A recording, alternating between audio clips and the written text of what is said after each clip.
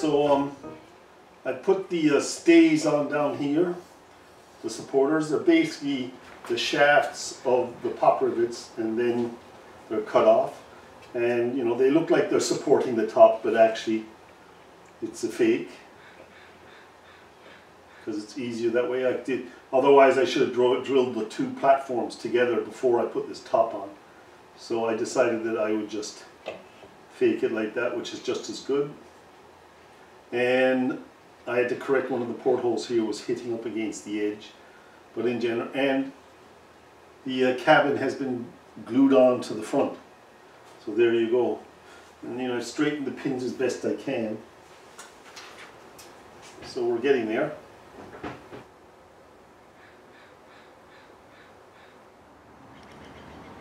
Yeah, so I did these portholes with the little black rivets in them, but they were with a paper clip or with a toothpick you can use.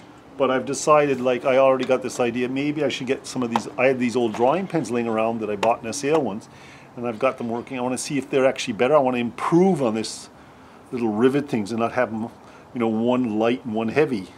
So let's give it a go. Yeah, so I got a bit of white paper. I'm trying to get the tip working right. As you can see, it gives, if you drop straight down, it's going to look pretty good. But if I drag, it gets a shape that's wrong like that, see? So I got to go straight up, straight down, straight up, straight down like that. So let's try it on the boat.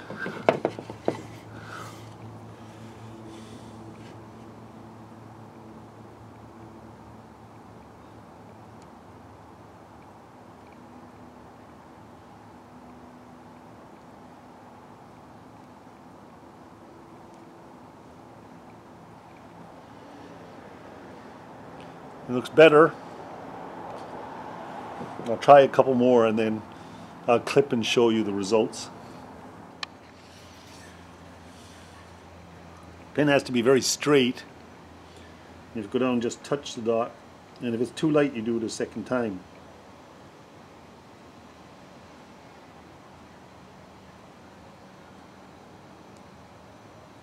See how it's too light there? And so it's easier to do it this way with this drawing pen than it is with a needle. It's more accurate, and you can go over a spot quite easily and get exactly the same spot. So I would say yes, this is a real improvement on the way to do it. So in general, it's a fairly good improvement all the way across. I have one back here that I started when I did my first one. I was a little bit wonky. I almost like repainting the gold and correct those two. But in general, they're much better looking. If you look closely, it's much better than it was. So I'm quite pleased. And when you pull back a little, they all look like portholes. So wait a minute, there we go. You got that there, see?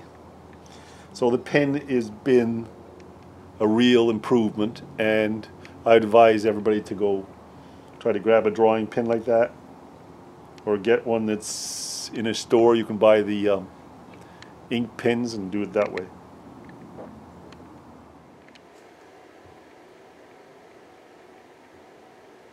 So I redid these with the drawing pens, but as you can see, before I did the brass painting, I put a little dark navy blue in here, blobbed it in the centers of all the portholes, and then maybe a little bit of black and a little bit of white. So they vary a little bit, but they look like it looks a little bit more glass-like. And then I painted the brass around, just so, I don't know whether I told you guys about that I painted the center windows to make it look more realistic.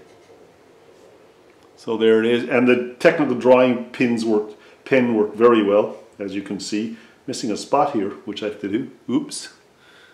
Later. So the pen, I used this brush for the brass because I had to paint over some of the spots. But in general, the drawing pen for making the rivet marks or the bolt marks on the portholes was better.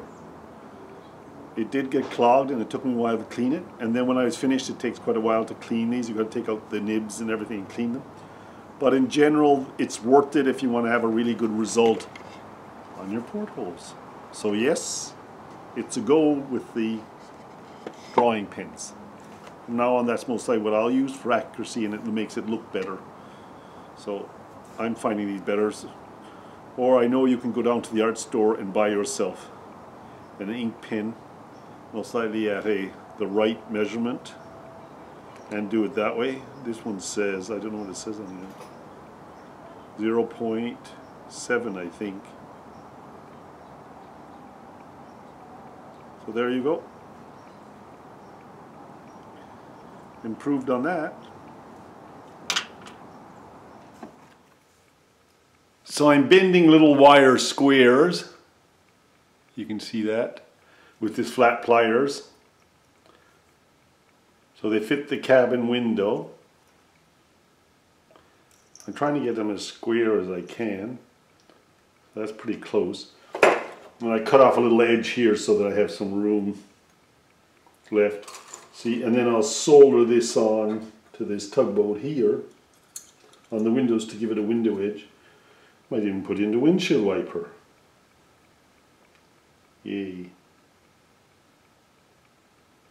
It's all about look in the end, isn't it?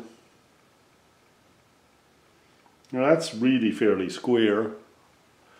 So it's ready for soldering. Just going to solder it on this window here.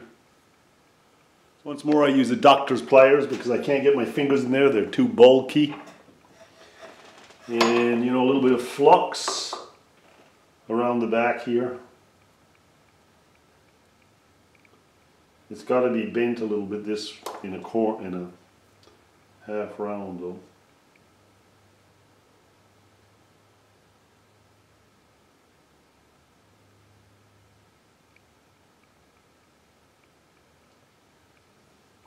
That should do it. A little bit too much there. Very dainty. Flux. When I got the joint here, I usually do first. And pop around all the time. Bit of flux around the edge of this. Can you see that? It's getting a bit. I'm putting flux around the top of this here. Let it sit out of your way so you can see it. And I try to get this corner done first. Now I'm using electrical solder. I'm finding the plumber solder doesn't stick to the gun as well.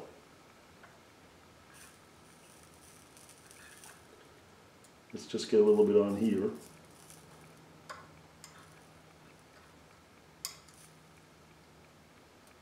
This takes a bit of patience, I'm afraid.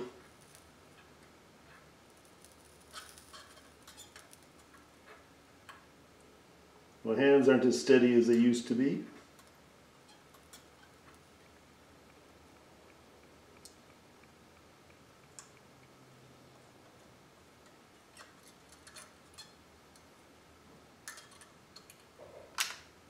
That looks pretty good right now. Now if I can get the doctor pliers off, which is the hard part. Now I can get her in there slowly. Might have to tap a little with the hammer. Push a little bit with pliers up and down, right? And press it in and solder the top a little. We're getting there. So that's 3 of them soldered on. They're going to need a little cleaning around the edges in the end, but you can see they give it a kind of more standout window frame for the cabin. I got another 3 on the other side. It's going slow. Sometimes they go on and then sometimes they fall off, but you know, you got to be patient. I'm using the electric solder wire, and I'm using a lead-free number 95 tinning flux. So I'm quite happy with that. I did get plumbing solder, but it doesn't stick to the iron as well. So you can see the detail finished on the window. Here you go. It's all filed, ground, and then wire brushed at the moment. It gives it a little bit more depth on the windows there. Yeah, I'm just tapping. I just put in the 3mm holes here, and I'm tapping in the rivets. If you can see that, there we go. Make sure they're in against the cabin. Sometimes they're a little crooked, but to kind of push them straight. And basically,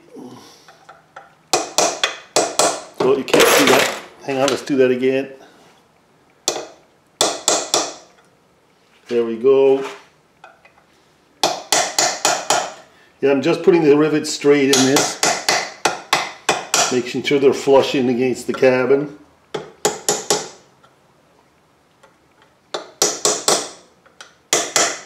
Little taps. It's all done. There you go.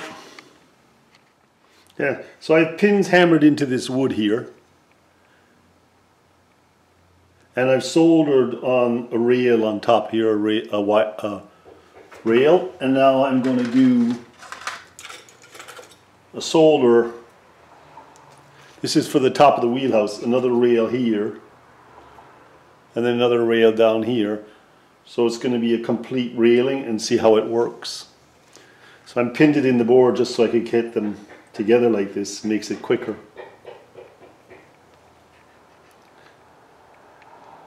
It's my first time soldering metal railing. I usually use thread, so this is a new thing I'm doing.